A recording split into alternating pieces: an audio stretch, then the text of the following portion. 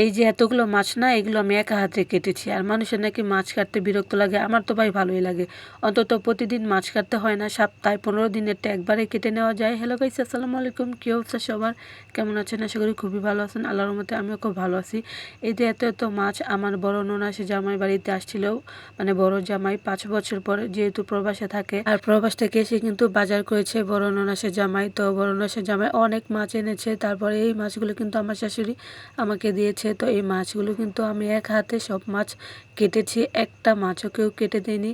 আর আমার শাশুড়ি আর আমার জার মিলে ওদেরটা কেটেছে। আর ওরা তো একদম বেহুশ হয়ে গেছে, ওরা নাকি কাটতে কাটতে হাঁপিয়ে গেছে। আর আমি কিন্তু একাই সব মাছ কেটেছি, তবে একটু হেল্প করেছে আমার বড় ননাস, কয়েকটা মাছ ধুয়ে দিয়েছিল, আর বাকিগুলো আমি কিন্তু সব ধুয়েছি। তো এখানে কিন্তু ছিল গিয়ে চিংড়ি মাছ, ইলিশ মাছ, রুই মাছ, সাথে কিন্তু ছিল গুইনা মাছ, তার সাথে কিন্তু ছোট মাছও ছিল। আর তার সাথে অনেকগুলো মাছ ছিল, সেগুলোর নাম আমি ভালো করে হয়তো বলতেও পারবো না।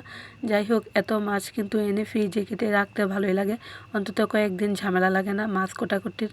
এগুলো এখন প্যাকেট করে নেব, এগুলো সব ফ্রিজে রেখে দেবো, আর আমার অনেক দিন চলে যাবে। আর এই ভিডিওগুলো অনেক আগেরই করা, আমি আপলোড করা হয়নি সময়ের কারণে, সেই জন্য আজকে আপলোড করতেছি।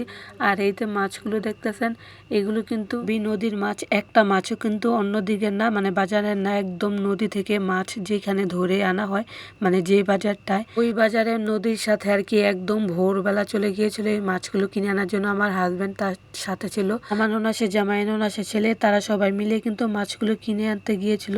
তো এখন বলি মাছের কথা, মাছ কাটতে বরাবরই আমার অনেক বেশি ভালো লাগে, কিন্তু খেতে অতটাও পছন্দ করি না।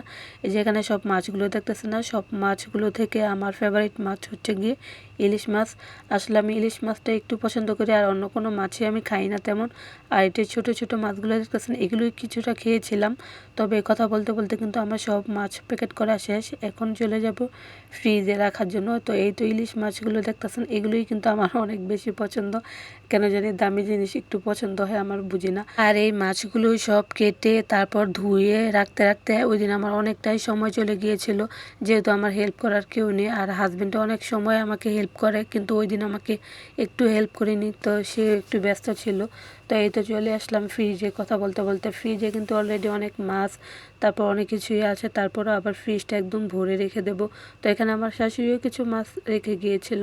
তো আমার ফ্রিজটা কিন্তু অনেক বেশি বড় 4 থাকের ফ্রিজ, তো দেখতে পাচ্ছেন। আর ওই দিন মাছ রাখতে রাখতে ফ্রিজ কিন্তু একদম ভরে গিয়েছিল, এক হাতে ভিডিও করতেছি, এক হাতে মাছ রাখতেছি, আর অন্যদিকে তো ছেলে আছে, তাছাড়া বাড়ি ভর্তি মেহমান ছিল।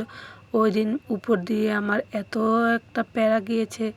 যাই হোক, কথা বলতে বলতে কিন্তু আমার মাছ রাখা প্রায় শেষ হয়ে যাচ্ছে। তো কেমন লাগলো আমার ভিডিওটা অবশ্যই কিন্তু কমেন্ট করতে ভুলবেন না, আর যদি ভালো লাগে অবশ্যই কিন্তু লাইক কমেন্ট শেয়ার করতে ভুলবেন না। আজকের মতো কিন্তু ভিডিওটা এখানেই, সবাই ভালো থাকবেন, সুস্থ থাকবেন, আল্লাহ হাফেজ।